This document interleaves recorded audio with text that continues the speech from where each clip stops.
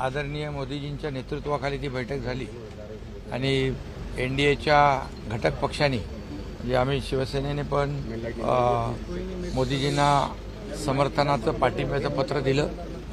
खरं म्हणजे हा ऐतिहासिक आजचा दिवस आहे। आमची तसं बघायला गेलं तर शिवसेना आणि म्हणजे बाळासाहेबांच्या विचारांची शिवसेना आणि भारतीय जनता पक्ष ही वैचारिक जी काही आमची युती गेल्या अनेक वर्षाची आहे आणि त्यामुळे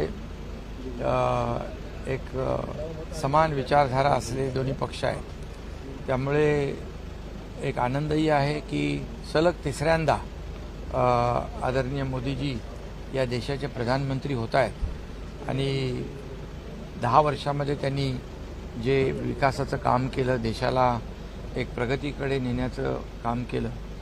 आता येणारे 5 वर्ष जे आहेत या 5 वर्षामध्ये देखील देशाला एक वेगळ्या उंचीवर नेण्याचं काम किंवा देशाला आर्थिक महासत्ता बनवण्याचं काम मोदीजी नक्की करतील आणि हा पुढचा 5 वर्षाचा जो कालावधी आहे त्यामध्ये महाराष्ट्राला देखील मोठ्या प्रमाणावर मोदीजींकडून केंद्र सरकारकडून विकासासाठी पूर्ण योगदान सपोर्ट मिळेल अशा प्रकारचा विश्वास या ठिकाणी व्यक्त करतो आणि लवकरच मोदीजी प्रधानमंत्री होतील याचा आनंद आम्हाला सगळ्यांना आहे। शपथविधी कधी आहे आणि तुम्ही स्वतः शपथविधीला उपस्थित राहणार आहात? हा शपथविधीची तारीख मोदीजी कळवतील आणि त्याप्रमाणे शपथविधीला सर्व खासदार आणि सर्व पक्षाचे प्रमुख उपस्थित राहतीलच त्या आनंद सोहळ्यामध्ये, कारण तोही एक ऐतिहासिक सोहळा होईल।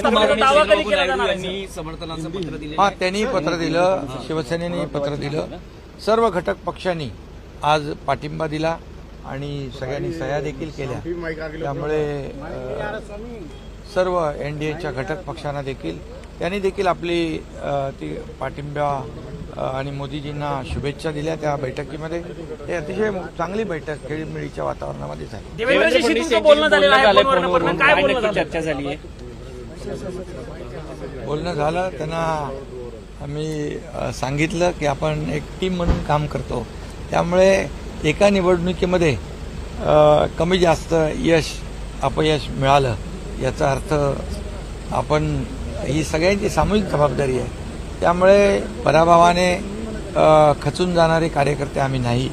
त्यामुळे त्यांनी देखील सांगितलं की हे लोकसभा निवडणुकीमध्ये जे काही कुठे आपण त्रुटी राहिल्या, काही आपल्याकडून राहून गेलं आणि विरोधी पक्ष जे आहे की एक नरेटिव्ह सेट करण्यामध्ये काही प्रमाणात यशस्वी झालं की संविधान बदलणार, आरक्षण जाणार, अंक जाणार, तमकं जाणार, एक भीती निर्माण करून जी काही मतं मिळालेली आहे त्यांचा संभ्रम नक्की दूर होईल आणि ज्यांनी संभ्रम पसरवला आहे त्यांचे खरे चेहरे लोकांसमोर येईल।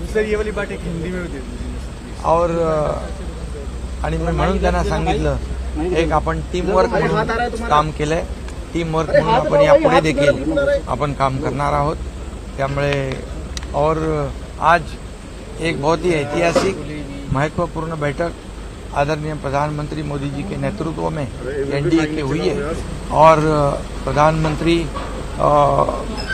तीसरी बार मोदी जी हो रहे, ये हमें सभी NDA के घटक पक्ष को खुशी की बात है। हमारे लिए तो बहुत ज़्यादा खुशी की बात है क्योंकि हमारी सेम विचारधारा है, एक ही विचारधारा वाली दो पार्टी BJP शिवसेना, और शिवसेना ने भी उनको पूरा समर्थन दिया है।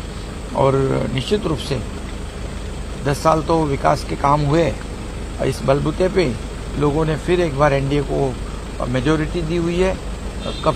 कई लोग चाहते थे, सपना देखते थे, लेकिन उनका सपना ही रह गया और मोदी जी फिर प्रधानमंत्री बन रहे, ये हमारे लिए खुशी की बात है। और इसलिए उनको 10 साल जो काम किया है और आज अभी और शपथ विधि होने के बाद फिर वो देश का नेतृत्व करेंगे और 5 साल और मिलेंगे तो 5 साल में इस देश को एक नया आयाम दिया जाएगा, एक अर्थव्यवस्था मजबूत की जाएगी और पूरे दुनिया में भारत देश का नाम रोशन होगा और महासत्ता बनाने का जो सपना है मोदी जी का वो भी पूरा होगा। शिवसेनेच्या वतीने खासदार कोणी शपथ घेणार का?